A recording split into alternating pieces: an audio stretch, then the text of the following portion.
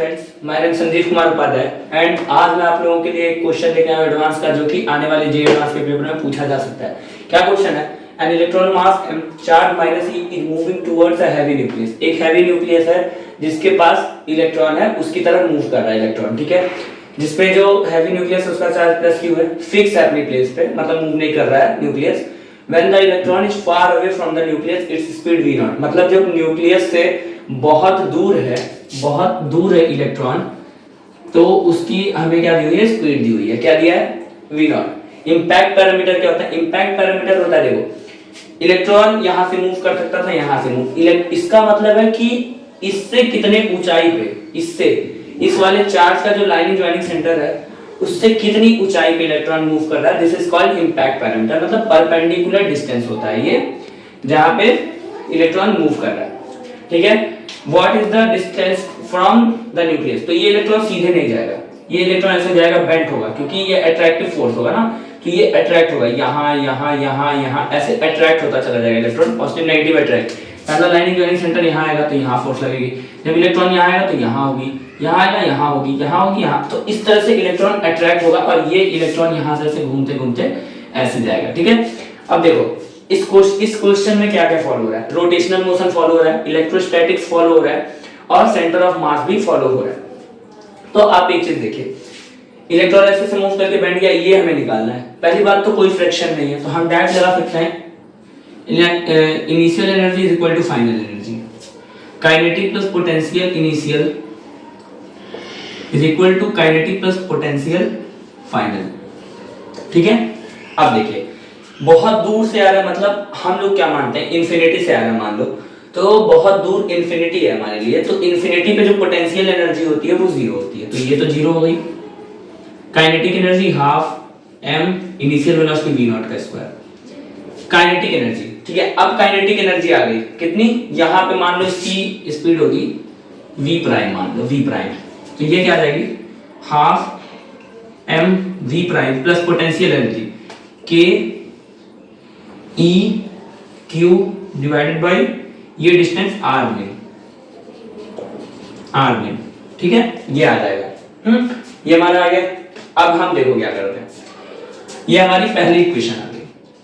अब हमें दूसरी इक्वेशन लगानी है। दूसरी इक्वेशन अब आप कहेंगे कि सर मोमेंटम कंजर्व करवा दो, कि एक्सटर्नल फोर्स जीरो है। नहीं करवा सकते, हमें इस न्यूक्लियस को रोक के रखने के लिए कोई ना कोई फोर्स हम लगा रहे हैं, ठीक है। इस न्यूक्लियस को हम रोक के रख रहे हैं, मतलब हम कोई ना कोई फोर्स लगा रहे हैं, और हम फोर्स लगा रहे हैं तो मतलब एक्सटर्नल फोर्स हम लोगों ने अप्लाई किया है। और जब एक्सटर्नल फोर्स हम लोगों ने अप्लाई किया है, इसका मतलब ये है कि हम इसमें मोमेंटम कंजर्वेशन नहीं लगा सकते, ठीक है।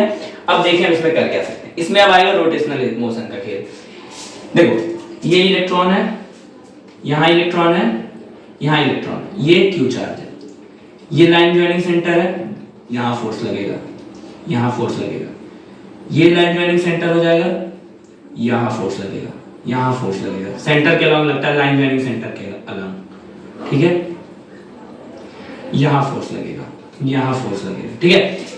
Electrostatic force is a central force, ठीक है। जो इलेक्ट्रोस्टैटिक फोर्स होता है वो सेंट्रल फोर्स होता है, मतलब वो सेंटर के अलाउंग लगता है। अब आप सोचो, ये बॉडी है, ये बॉडी है हमारी, ठीक है, ये बॉडी है। इस बॉडी के अगर ये मैं हिंज करके रखा हूं, अगर मैं इसको टांग के रखा हूं, ठीक है, ऐसे मान लो ये बॉडी, इसको मैं अगर इसके सेंटर के अलाउंग फोर्स लगाऊंगा तो ये घूम जाएगी, जाहिर सी बात है घूम जाएगी, ठीक है। आप देखिएगा, मैंने इसको हिंज किया, मैंने फोर्स लगाया सेंटर के अलाउंग, ये गिर गई, मतलब घूम गई, तो ये हो सकता है। लेकिन अगर ये स्पेस में पड़ी हुई है और मैं इसके सेंटर के अलाउंग फोर्स लगाऊंगा तो बॉडी नहीं घूमेगी, ठीक है। तो इलेक्ट्रोस्टैटिक फोर्स क्या होता है? हमारा सेंट्रल फोर्स होता है, सेंटर के अलाउंग लगता है, तो यहाँ पे बॉडी का चेंज, मतलब बॉडी घूमेगी नहीं। और अगर बॉडी नहीं घूमेगी तो हमारा जो नेट टॉर्क है, नेट टॉर्क वो जीरो आ जाएगा, ठीक है, नेट टॉर्क जीरो आ जाएगा। अब हम इसमें क्या लगा सकते हैं? Angular momentum initial is equal to angular momentum final, ठीक है। हम लगा सकते हैं L initial is equal to L final. अब इसका फॉर्मूला होता है P into R perpendicular, P into R perpendicular, ये होता है इसका फॉर्मूला। अब देखिए इसका फॉर्मूला आ गया P इंटू आर परपेंडिकुलर। इसका मोमेंटम इनिशियली कितना था? mv, ठीक है, mv, ठीक है। परपेंडिकुलर डिस्टेंस क्या? b, ठीक है।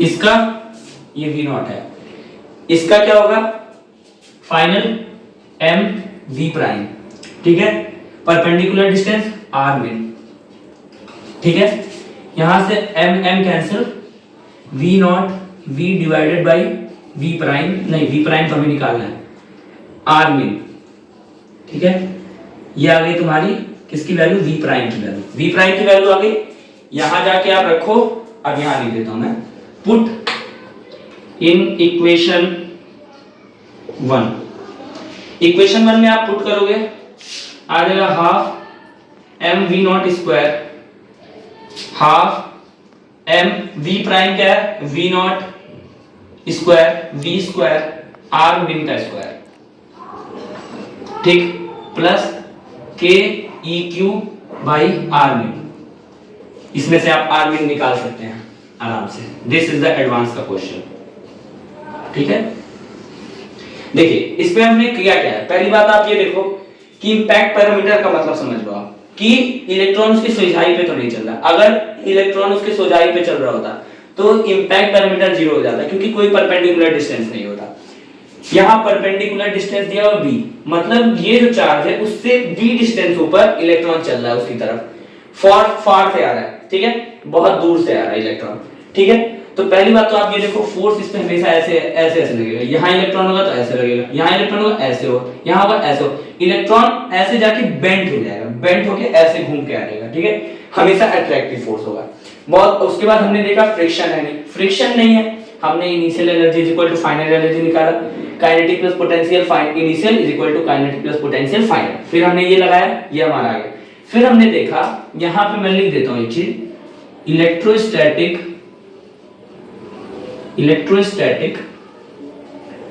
फोर्स इज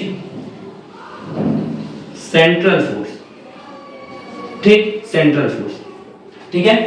अब अगर हम किसी बॉडी पे फोर्स लगाते हैं, अगर हम किसी बॉडी के सेंटर पे फोर्स लगाते हैं तो वो बॉडी नहीं घूमेगी, अगर वो स्पेस में प्रेजेंट है। अगर मैं उसको हिंज कर दूं, टांग दूं, उसके बाद में उसके सेंटर पे फोर्स लगाऊं तो घूमेगी, तब नेट टॉर्क 0 नहीं होगा। हमारा नेट टॉर्क 0 क्यों हुआ, क्योंकि इलेक्ट्रोस्टैटिक फोर्स लग रहा था और वो सेंटर के अराउंड लग रहा था, लाइन जॉइनिंग सेंटर, और सेंटर पे अगर कोई बॉडी फ्री स्पेस में प्रेजेंट है, यहाँ पे मैंने कौन सा वो हिंज कर दिया इसको, सिस्टम को नहीं हिंज किया है, टांगा नहीं है सिस्टम को, ये सिस्टम स्पेस में पड़ा हुआ है, स्पेस में पड़ा हुआ है ये सिस्टम। और अगर ये सिस्टम स्पेस में पड़ा हुआ है, इसका मतलब ये है कि अगर हम इसके सेंटर पे फोर्स लगाएंगे तो ये बॉडी घूमेगी नहीं, कोई बॉडी नहीं घूमेगी। और अगर बॉडी नहीं घूम रही है तो नेट टॉर्क 0 हुआ, और नेट टॉर्क 0 हो गया तो initial angular momentum is equal to initial angular momentum final angular momentum. फिर हमने इनिशियल एंगुलर मोमेंटम फार्मूला आपको पता होगा क्या होता है, momentum into perpendicular distance, M V naught initial electron का जो वेलोसिटी था वी नॉट था ना इनिशियल, ठीक है, परपेंडिकुलर डिस्टेंस b, यहां पे क्या वेलोसिटी हो गई इसकी v प्राइम, मास m ही है, r मीन परपेंडिकुलर डिस्टेंस। फिर हमने ये लगाया, यहां से हमने v प्राइम निकाला, फर्स्ट इक्वेशन में पुट किया, r मीन की वैल्यू निकालो, this is the answer. Thank you friends.